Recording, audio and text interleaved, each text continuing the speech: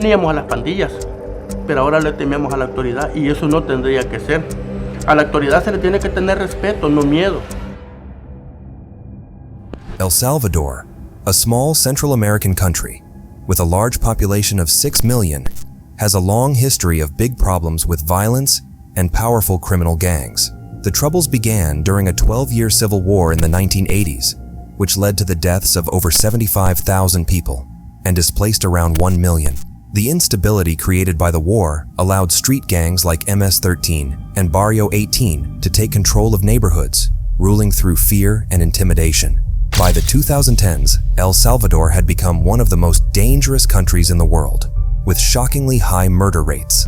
Young people and migrants were especially at risk of gang violence, extortion, and forced recruitment. Families lived in constant fear, unable to escape the gang's grip on their communities.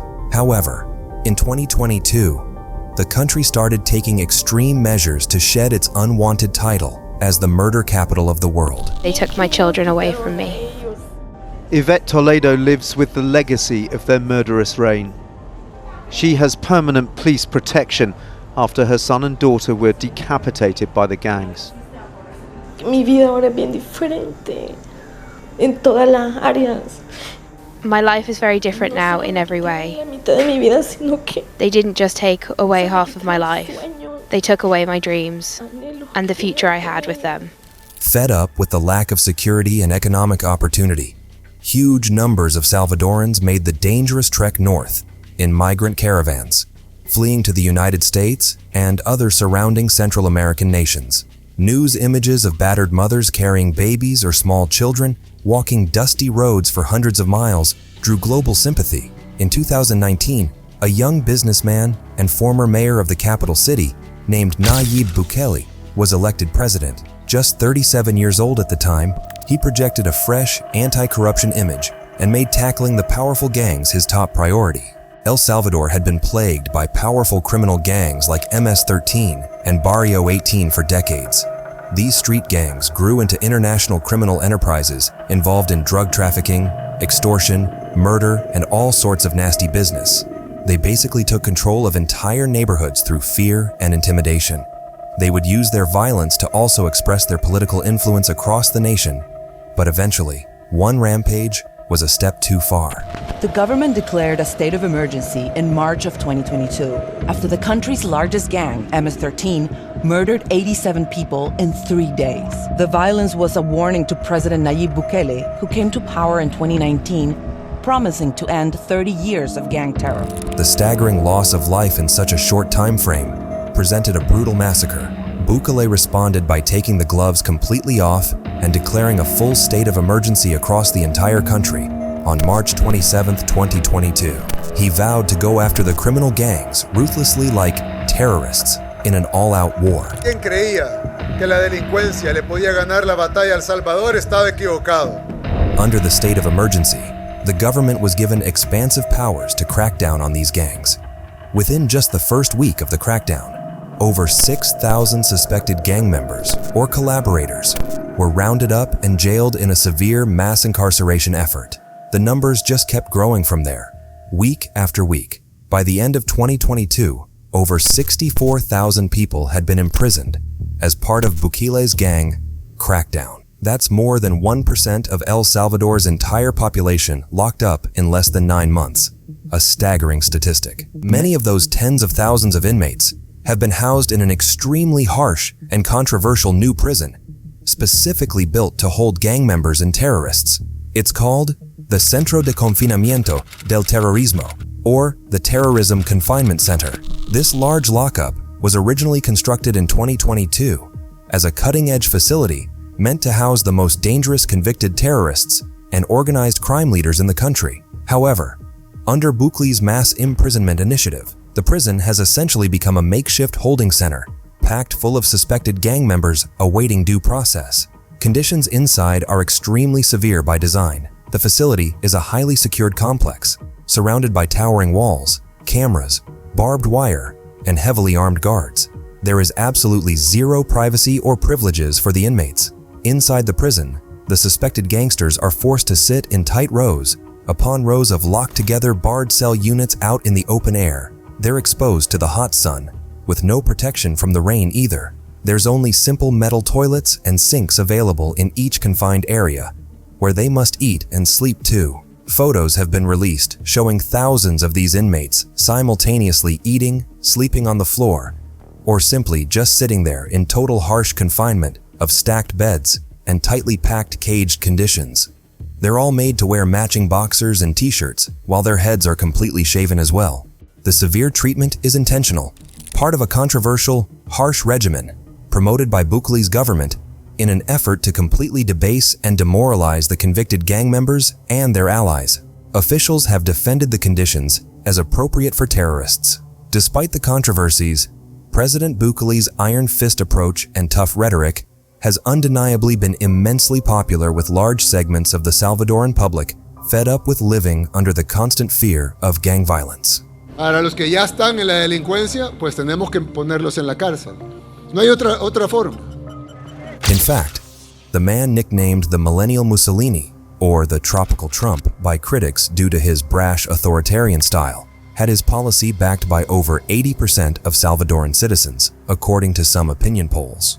Bukele took to Twitter and gave regular social media updates promoting his hardline policies. He frequently called out and shamed individual gang members, while releasing photos intended to show them being humiliated and brought low as part of this harsh regimen approach. There's no doubt Bukele's harsh crackdown and the threat of long-term and harsh incarceration in places like the Terrorism Confinement Center gave many gang members serious pause about continued criminal activities and violence. The country's homicide rate plummeted shortly after the state of emergency was declared. In 2015, El Salvador had a homicide rate of over 103 murders per 100,000 residents. That made it one of the most dangerous countries in the world, outside of full-blown war zones at that time. Fast forward to the latter half of 2022, after Bukele's gang crackdown had ramped up. The homicide rate fell all the way down to just 7.8 murders per 100,000, an incredible 92% decline from the horrific peak levels the country had experienced just a few years prior. So, from a purely statistical standpoint, the ruthless measures did seem to quickly provide considerably more safety and security for the Salvadoran citizens across the country, in the short term at least. President Bukele's tough stance against suspected gang members has massively increased his popularity among many Salvadorans. Despite concerns about human rights and the potential for mass incarceration, Bukele continues to receive widespread support from citizens who are relieved to have a leader confronting the country's destructive gang problem head-on. However, the harsh tactics employed under the indefinite state of emergency have been widely condemned by human rights groups and activists worldwide. Organizations like Amnesty International, Human Rights Watch, the United Nations, and the Inter-American Commission on Human Rights have accused Bukele's government of carrying out arbitrary mass arrests, using excessive force, and subjecting detainees to cruel and inhumane treatment. They have launched high-profile campaigns denouncing the Salvadoran administration for unlawfully detaining tens of thousands in horrific conditions without due process. Many have disappeared inside the country's dangerous and overcrowded prisons, where they can be held indefinitely without trial. Top UN officials have called out the unethical treatment of detainees and the imprisonment of innocent people in El Salvador. They have urged President Bukele to restore constitutional rights and judicial guarantees. However, Bukele remains defiant in the face of criticism from what he calls privileged global organizations. The severe crackdown has also tragically affected many innocent people who had no gang ties at all. They have become the forgotten victims of the government's broad neighborhood sweeps and indiscriminate mass arrests, especially targeting young males from impoverished areas. Familiares de los detenidos hablar, ¿verdad?, con autoridades. Entonces no hemos tenido una respuesta. Claro, ¿verdad?, que hay una necesidad de querer solventar, ¿verdad?, toda esta historia de violencia contra de nuestra misma población, pero puede haber seguridad, ¿verdad?, con violación a derechos humanos. With constitutional rights suspended in the name of security, there has been no guarantee of a fair trial or any ability to properly face charges and mount a legal defense for any of those detained. Activists say racial profiling of youths, especially those from low-income urban areas, has run rampant and completely unchecked in the government's fervor. Disculpe, ¿a dónde llevan al muchacho? ¿Y qué hizo? ¿Pero qué hiciste, chico? ¿Ah? ¿No hiciste nada? ¿Por qué? Once locked inside the notoriously harsh prisons, those inmates unfortunate enough to be swept up despite having no actual gang association now face unimaginable living conditions widely condemned by human rights monitors as cruel, inhumane, and degrading treatment nearing on torture. There have been widespread, verified reports of severe overcrowding with detainees being forced to sit for days amid their own bodily wastes, lack of basic sanitation services, inadequate food and water, scorching heat exposure without any relief, and frequent physical and psychological abuse at the hands of sadistic guards acting with complete freedom from prosecution. Disturbing photos and videos have emerged showing inmates being forced to strip down to their underwear, have their heads shaved bald, and remain baked under the unrelenting sun for hours on end as a form of punishment. Groups of detainees have also been made to perform demeaning, synchronized movements and chants in unison on command from jeering prison officials.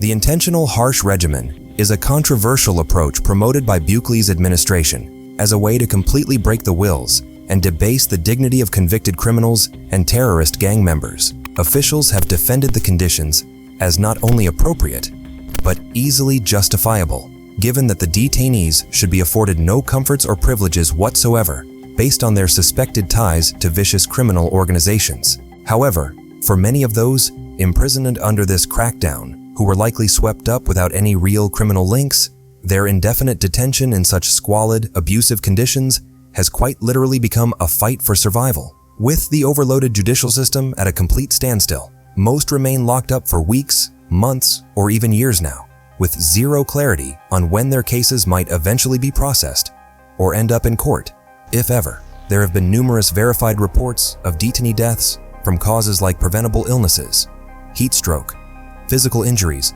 from beatings by guards, and lack of access to basic medical treatment or emergency care. In many cases, the bodies of the deceased have been unceremoniously shipped back to their distraught families in anonymous wooden caskets weeks or months after they perished, without any official notification or explanation from authorities.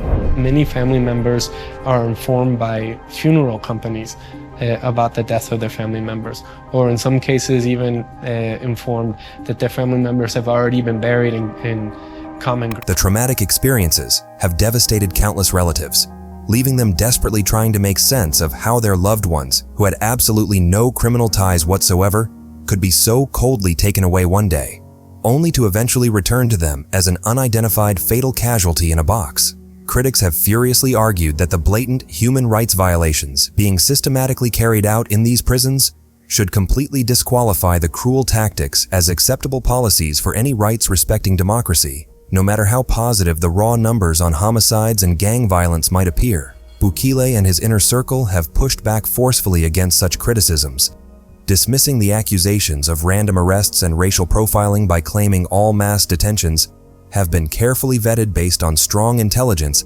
implicating individuals in criminal gang activities. They insist innocent people, and those with no gang ties, are simply not being caught up in any traps at all. As for the miserable conditions and rampant allegations of cruel treatment within the prison facilities, government authorities have largely shut down such claims as being exaggerated by critics with an anti-Bukele agenda. Some ministers have even gone so far as to defend the intentional harshness as a justified deterrent. They've maintained that the regimen of choreographed, dehumanizing tactics like head shavings, sun exposure punishments, and lack of privacy is simply a reasonable means of asserting full psychological control over extraordinarily dangerous individuals. For those citizens who have directly witnessed the dramatic turnaround in safety on the streets following the crackdown's implementation, there appears to be a willingness among many to accept excesses of government overreach and abuses as an unfortunate but necessary hardship, given just how utterly desperate the national situation had become. Sí. ¿Se sienten más tranquilos? Ahorita aquí en el barrio, ¿verdad? Sí, antes daba miedo. Years of relentless trauma from bloodshed, extortion, and fears of kidnapping by criminal gangs operating with impunity instilled a certain degree of resigned realism when evaluating the ethics of aggressive anti-crime tactics purely through a practical view. To these brutalized people, any ill-intentioned official overreach that finally puts an end to the cycle of senseless violence represents a justifiable evil in their view. There does remain major concerns, however, about whether the dramatic security gains witnessed so far will only represent a temporary lull before the oppressive environment radicalized by the mass incarceration policies ultimately creates blowback that gives rise to a new generation of disenfranchised gang recruits down the line. Las oportunidades que tienen los muchachos de esas comunidades de convertirse en lo que les dé la gana en la vida no han cambiado. Las condiciones, si no se transforman, es el mismo caldo de cultivo que produjo a los espantos que nos espantaron durante esta década. Watchdog groups have repeatedly warned that no militarized crackdown alone can sustainably resolve the systemic root causes driving these crises.